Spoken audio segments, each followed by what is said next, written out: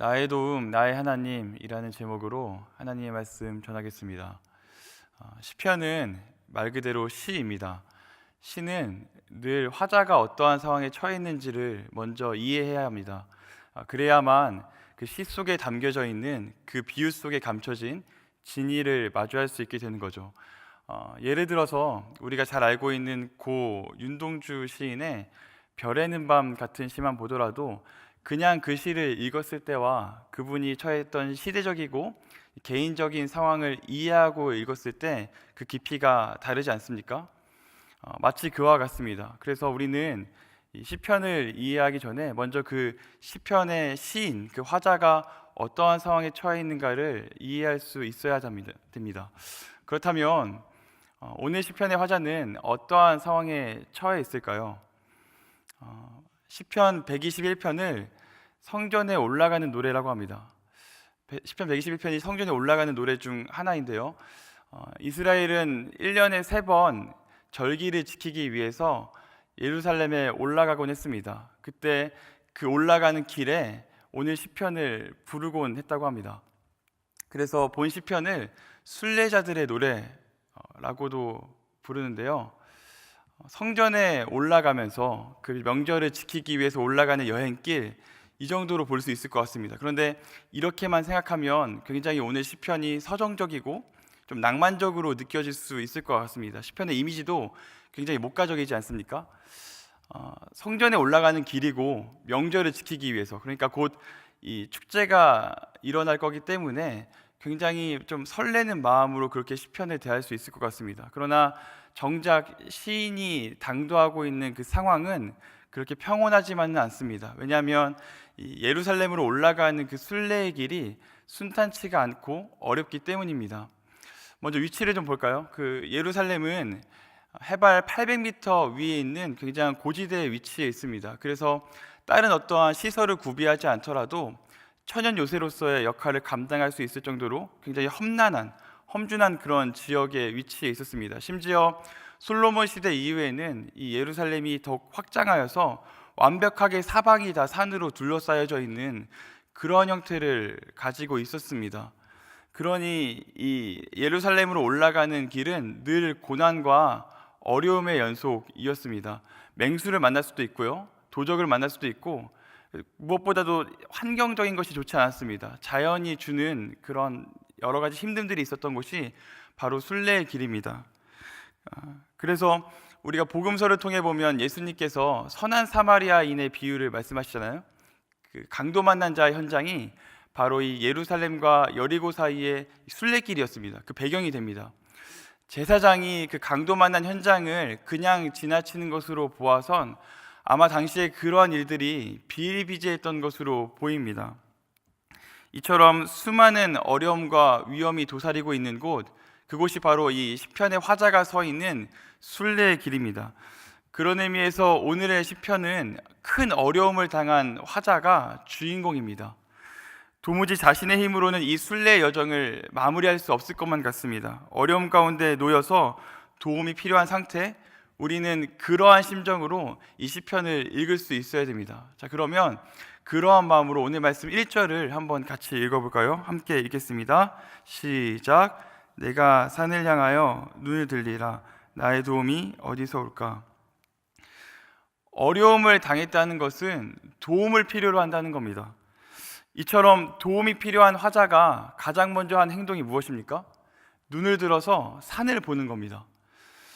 좀 이상하지 않습니까? 도움이 필요하면 주위를 좀 살필 수 있을 것 같습니다. 누가 좀 나를 도와줄 사람이 없나? 주변의 환경이 어떤가? 이렇게 좀 주변을 살필 수도 있을 것 같습니다. 또는 자신의 손에 무엇이 들려있는지, 전대 속에는 무엇이 들려있는지를 보면서 이 상황을 타개할 만한 어떤 재원들을 좀 볼 수 있을 것 같습니다. 그런데 시편의 기자는, 주인공은 그렇게 하지 않고 눈을 들어서 산을 본다라고 그렇게 이야기를 합니다. 이를 이해하기 위해서는 이 산이 가지고 있는 의미를 좀 볼 수 있어야 될 것 같습니다. 먼저 이 산은 그냥 산 하나, 개체 하나만을 말하는 것은 아닙니다. 한글 성경에는 구분이 되어져 있지 않지만 히브리어 원문으로 보면 이렇게 나와 있습니다. 내가 그 산들을 향하여 눈을 듭니다. 이렇게 산 하나만을 말하는 것이 아니라 복수형으로 이야기를 하고 있습니다. 아마도 예루살렘으로 올라가는 그 길에 보여져 있는 그 길에 펼쳐져 있는 수많은 산들을 그렇게 시인이 보면서 노래했던 것 같습니다. 성경에서 산은 때로는 하나님의 영광을 상징합니다. 십계명을 받은 곳이 산이었고 예수님이 처음으로 설교를 했던 것도 산상수훈, 산상설교라고 하죠. 무엇보다 예루살렘 성전이 위치해 있는 곳이 산이었습니다. 그래서 대부분의 학자들이 오늘 시편의 그 산을 하나님의 임재, 하나님의 도움이 있는 그 시온산이라고 이야기를 합니다. 이처럼 산이라고 하면 구약의 산은 하나님의 임재와 하나님이 도움이 오는 곳으로 그렇게 의미를 해석합니다. 그러나 때로는 그 산의 의미는 굉장히 반대적인 의미를 갖기도 합니다. 구약에서 종교개혁을 단행할 때 가장 먼저 했던 것이 산에 있는 산당, 그 우상을 제거하는 그런 종교개혁이었습니다. 그러니까 산당에 수많은 이방 우상신들이 있었고 그 우상신들을 제거하는 것이 첫 번째 종교개혁의 시행이었다는 겁니다. 실제로 예루살렘으로 올라가는 그 길에도 수많은 산들이 있었고 그 산에는 여전히 많은 산당들이 존재해 있었습니다. 그런 걸 보면 우리가 어렵고 힘든 일을 당할 때 가장 먼저 쳐다보는 것, 우리가 황망한 일을 당하고 좀 도움이 필요한 상태, 그때 가장 먼저 보는 것이 무엇인지 중요한 것 같습니다. 여러분은 황망한 일을 당하고 도움이 필요한 상태가 되었을 때 가장 먼저 무엇을 쳐다보십니까? 하나님의 도움과 하나님의 임재를 먼저 보고 계십니까? 아니면 하나님의 흉내를 내고 있는 우상을 바라보고 계십니까? 여러분은 어디서부터 오는 도움을 구하고 계십니까? 저는 최근에 저희 고등부 아이들하고 제자훈련을 하면서 한 가지 책을 읽고 있는데요. 아시는 분도 계실지 모르겠습니다. 티모시 켈러라는 목사님이 쓰신 내가 만든 신이라는 책입니다. 이 책은 우리 가운데 얼마나 많은 그 우상이 있는지, 우리 안에 생각지도 못했던 우상이 얼마나 많은지를 파헤치고 있습니다. 거기서 우상을 이렇게 정의합니다. 우상이란 무엇인가? 무엇이든 당신에게 하나님보다 더 중요한 것이다. 무엇이든 하나님보다 더 크게 당신 마음과 생각을 차지하는 것이다. 하나님만이 주실 수 있는 것을 다른 데서 얻으려고 하는 것, 그것이 바로 우상이다. 하나님께서 주실 수 있는 것을 다른 데서 구하면 그것이 여지없이 우상이라고 그렇게 우리에게 말합니다. 그렇습니다. 우상은 다른 것이 아닙니다. 내가 도움이 필요한 그때에 가장 먼저 손을 내미는 것, 여러분, 그것이 우상입니다. 돈을 의지하는 인생은 늘 어려움을 만날 때 돈을 먼저 찾습니다. 돈으로 그 어려움을 해결하려고 합니다. 인맥을 의지하는 인생은 황망한 일을 당했을 때 먼저 그 인맥을 봅니다. 그래서 그 인맥으로 인생의 어려움을 해결하려고 합니다. 주님을 의지한다고 말하는 저와 여러분은, 주님의 제자의 길에 들어선 저와 여러분은 위기의 순간 앞에 어떠한 산을 바라보고 있나요? 하나님의 도움입니까? 아니면 하나님을 닮아 있는 다른 그 어떠한 우상입니까? 우리가 먼저 이 마음을 확인해야 될 것 같습니다. 시편의 기자는 그 수많은 산 가운데서 하나님의 임재가 있고 또 우상의 신이 있는 그 여러한 산들 중에서 그 도움의 출처를 이렇게 밝히고 있습니다. 2절인데요. 우리 2절 말씀을 함께 읽겠습니다. 시작. 나의 도움은 천지를 지으신 여호와에게서로다. 시편의 기자가 도움이 어디에서부터 온다고 그렇게 이야기하고 있습니까? 천지를 지으신 하나님에게서부터 온다라고 그렇게 이야기하고 있습니다.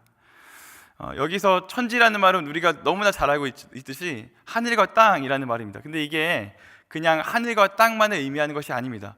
당시 히브리인들은 이 전혀 상반된 개념, 하늘과 땅, 이러한 개념을 가지고 전체와 전부를 대표해서 그렇게 이야기를 합니다. 그러니 천지를 지으셨다라는 말은 세상 전부를 창조하셨고 만드셨을 뿐만 아니라 더 나아가서 그 창조된 세계를 여전히 섭리하고 계시고 역사하고 계신다, 그렇게 이야기를 하고 있는 겁니다. 하나님께서 세상을 창조하시고 그 창조 세계를 다스리시고 계속해서 역사해 나가시는 것, 그것을 우리가 성경과 교리에서는 하나님의 섭리라고 이야기합니다.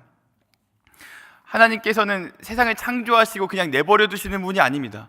마치 시계공이 시계를 만들어 놓고 그냥 시계가 돌아가기를 놔두는 것처럼 그렇게 세상을 창조하시지 않았습니까? 하나님은 세상을 어떻게 창조하셨습니까? 하나님의 형상으로 인간을 만드시고 세상을 다 지으신 이후에 그냥 그렇게 기계적으로 돌아가게 만드시는 분이 아니라 오늘도 하나님의 의지를 발현하고 오늘도 하나님의 힘을 들여서 우리에게 호흡을 주시고 우리를 역사하시고 세상의 만물을 주관하셔서 해를 떠오르게 하시고, 이처럼 하나님의 역사하심은 끊임없이 일어나는 겁니다. 하나님의 창조는 단 한 번의 사건으로 끝나는 것이 아니라 오늘을 살아가는 우리에게도 여전히 존재하고 섭리하시는 그것, 여러분, 그것이 하나님의 섭리와 창조의 역사입니다. 사랑하는 성도 여러분, 성도의 힘이 바로 여기에 있습니다. 성도의 힘은 다른 것에 있지 않습니다. 다른 것으로 우리의 힘을 삼아서 살아갈 수 없습니다. 성도는 다른 어떠한 것으로 위기의 상황을 극복할 수 없습니다. 성도의 힘은 어디에 있나요? 오늘도 하나님께서 세상을 창조하시고 역사하신다는 것, 오늘도 우리의 삶에 하나님이 여전히 섭리하신다는 것, 여러분, 그것에 하나님의 섭리와 성도의 힘이 있는 것입니다. 오늘도 하나님께서 이 땅을 섭리하신다는 것은 우리의 힘이 됩니다. 여기에 여러분들의 소망과 여러분들의 힘이 있기를 간절하게 소망합니다. 여기까지 이야기를 한번 좀 정리하면서 머릿속에 그려봤으면 좋겠습니다. 예루살렘으로 향하는 그 시편의 화자의 순례의 길에는 여러 산들이 놓여져 있었습니다. 황망하고 도움이 필요한 화자는 그 산들을 바라봅니다. 그 산에는 하나님의 성전이 있었고 또 수많은 우상들이 있었습니다. 그 속에서 많은 도움들을 구할 수 있었던 화자는 다른 것에 힘이 있지 않고 하나님에게서만 힘이 있다라고 그렇게 고백을 하고 있습니다. 자, 그러면 하나님께서 순례자의 여정을 도우신다고 하면 과연 어떻게 도우실까요? 그 말씀이 3절에서 8절까지 나와 있는데요, 다양한 내용들이 담겨져 있지만 그 가운데 가장 많이 강조하면서 가장 많이 등장하는 동사가 있습니다. 그것이 뭐냐면 지키신다라는 겁니다. 이 지키신다라는 것이 하나님의 속성을 드러냅니다. 그리고 이 순례자의 여정을 하나님이 어떻게 인도하시는지를 가장 대표적으로 보여주는 겁니다. 하나님은 지키시는 분이십니다. 이 지키신다라는 뜻은 세심하게 돌보다 혹은 보호하다라는 뜻인데, 여러분, 이 3절 이후에 나타나는 목적어가 중요합니다. 목적이 누굽니까? 너를 지키신다라는 겁니다. 너. 하나님은 세상 만물을 창조하시고 이스라엘만을 주관하시는 분이 아니라 하나님은 온 세상을 다스리시고 온 우주를 다스리시는 그런 분을 넘어서서 우리 한 사람 개인, 우리 한 사람의 인생, 우리 인생의 하루와 한 날을 책임지시는 분이라는 겁니다. 그래서 본문에 나타나는 지켜주신다라는 말을 이야기로 담아서 말하면 좀 이런 것 같습니다. 지키신다라는 표현을 여러분께 좀 예화로 말씀을 드리는 겁니다. 미국에 수잔 앤더슨이라는 부인이 있었습니다. 이분이 평소에 시력이 좋지 못해서 이 개안 수술을 받았는데 이게 그만 그 수술에 좀 실패가 있어서 실명을 하고 말아버렸습니다. 하루아침에 시각 장애인이 된 겁니다. 다행인 것은 그 남편이 늘 이 부인을 보호해주고 신경 써줘서 날마다 출퇴근길을 같이 하고 일상을 함께 했습니다. 그러던 어느 날 이 남편이 이렇게 이야기를 하는 겁니다. 여보, 계속 이럴 순 없어. 내일부터 혼자서 출퇴근하세요. 이 얘기를 전해들은 이 앤더슨 부인이 너무나도 섭섭하고 마음에 낭망이 오는 겁니다. 배신감을 느꼈던 이 부인이 그렇게 하겠다고 대답한 이후에 이를 악물고선 출퇴근을 했습니다. 여러 번 넘어지고 쓰러지기도 했습니다. 때로는 큰 어려움을 당할 위기에도 놓여져 있었습니다. 넘어질 때마다 눈물을 흘리기도 하고 서럽기도 했습니다. 그러면서 출퇴근길을 오가는 길이었습니다. 어느 날 어렵게 버스에 탔는데 버스 기사가 무심코 이렇게 이야기를 하는 겁니다. 부인은 참 좋겠어요. 좋은 남편을 주셔서요. 매일 한결같이 부인을 돌봐주시네요. 여러분, 어떤 이야기인지 아시겠죠? 알고 보니 그 부인이 넘어지고 쓰러질 때 더 큰 어려움을 당할 때 남편이 늘 그 뒤에서 지켜주었던 겁니다. 아내가 버스를 타면 같이 그 뒷자리에 앉아 아내의 출퇴근을 말없이 뒤에서 지켜보고 있었습니다. 여러분, 이것이 이 시편에서 말하는 하나님의 지켜주심입니다. 여러분, 우리는 때로는 삶의 여러한 고난 속에서, 삶의 여러한 환경 속에서 낭망하고 넘어질지 모르겠습니다. 또 오늘 우리가 함께 아침을 맞이하며 나아가야 될 그 일상의 현장도 수많은 실패와 수많은 낭만, 그래서 때로는 우리에게 마치 하나님이 계시지 않는 것처럼 느껴질 때가 있는지도 모르겠습니다. 사랑하는 성도 여러분, 그러나 오늘 시편의 기자가 이야기하는 그 지켜주심은 그러한 환경 속에서도 하나님께서 함께 하신다는 겁니다. 여러분, 여기서 오해하지 말아야 됩니다. 하나님이 함께 하시면 어떠한 어려움도 없고 어떠한 낭망도 없고 어떠한 실패도 없다, 여러분, 그런 이야기를 하려고 하는 것이 아닙니다. 오늘 시편에서 말해주는 것은 무엇입니까? 어려움과 낭망이 없는 것이 아니라 어려움과 낭만 그 가운데 하나님이 함께 하신다. 여러분, 이게 중요한 겁니다. 우리는 늘 주님께서 함께 했던 제자들도 풍랑을 만났음을 기억해야 합니다. 중요한 것은 무엇인가요? 그 제자들 가운데 주님께서 함께 하시자 그 풍랑이 잠잠해졌다라는 겁니다. 주님이 함께 하시면 어려움이 없는 것이 아니라 주님이 함께 하시면 그 어려움 가운데 그 어려움을 이겨낼 수 있는, 그 어려움 가운데 우리가 의지할 수 있는 그 힘이 생겼다라는 것입니다. 성전에 오르는 순례자들을 지켜주시는 주님이, 제자들을 풍랑 가운데 안아주셨던 그 주님이 오늘 우리의 일상을 지켜주시는 바로 그 주님이십니다. 사랑하는 성도 여러분, 시편의 순례자를 지켜서 그 여정을 마무리할 수 있게 하셨던 그 주님께서 여전히 오늘도 살아 역사하십니다.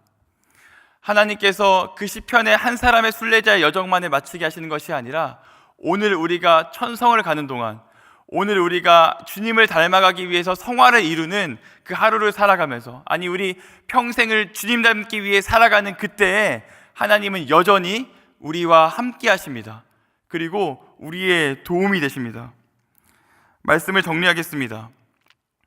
오늘 시편을 통해 보면 우리의 능력과 힘이 어디에 있습니까? 다른 곳에 있지 않습니다. 다른 하나님을 닮은 무언가, 그 우상이 주릴 수 있을 만한 무언가, 거기에 우리의 능력과 힘이 있지 않습니다. 세상 사람들이 흔히 힘이라고 믿는 것들에 우리의 힘과 능력이 있지 않습니다. 우리의 힘은 오직 예수 그리스도께 있습니다. 그래서 믿음의 경주를 달리고 있는, 오늘도 어렵고 힘들지만 그 순례의 길에 동참하고 있는 우리에게 히브리서 기자는 이렇게 이야기합니다. 이러므로 우리에게 구름같이 둘러싼 허다한 증인들이 있으니 모든 무거운 것과 얽매이기 쉬운 죄를 벗어버리고 인내로써 우리 앞에 당한 경주를 하며 믿음의 주요 또 온전하게 하신 이인 예수를 바라보자. 그는 그 앞에 기쁨을 위하여 십자가를 참으사 부끄러움을 개의치 아니하시더니 하나님 보좌 우편에 앉으셨느니라. 사랑하는 성도 여러분, 오늘도 우리에게 처해 있는 믿음의 경주, 우리에게 당도해 있는 이 순례의 길을 걸어갈 때 예수님만 보시기를 소망합니다. 다른 어떠한 것으로 힘을 삼지 마시고 예수님으로부터 오는 그 힘을 삼으시기를 소망합니다. 그럴 때 우리의 도움이 어디서 오나라고 말하는 시인에게 도움을 주셨던 주님처럼 오늘 우리에게 낭망하고 황망하고 힘든 일을 겪게 될 때 그 주님께서만이 우리에게 힘이 되시고 우리에게 의지할 바 되실 줄 믿습니다. 기도하시겠습니다. 오늘 함께 나눈 말씀을 통하여서 오늘 우리가 살아가는 일상 가운데 주님께서만이 힘이 되어 달라고, 또 우리에게 가지고 있는 모든 기도의 제목을 가지고 함께 기도하심으로 나아가시겠습니다. 기도하시겠습니다. 하나님 아버지 감사합니다. 주님, 오늘도 우리에게 힘이 되어 주십니다.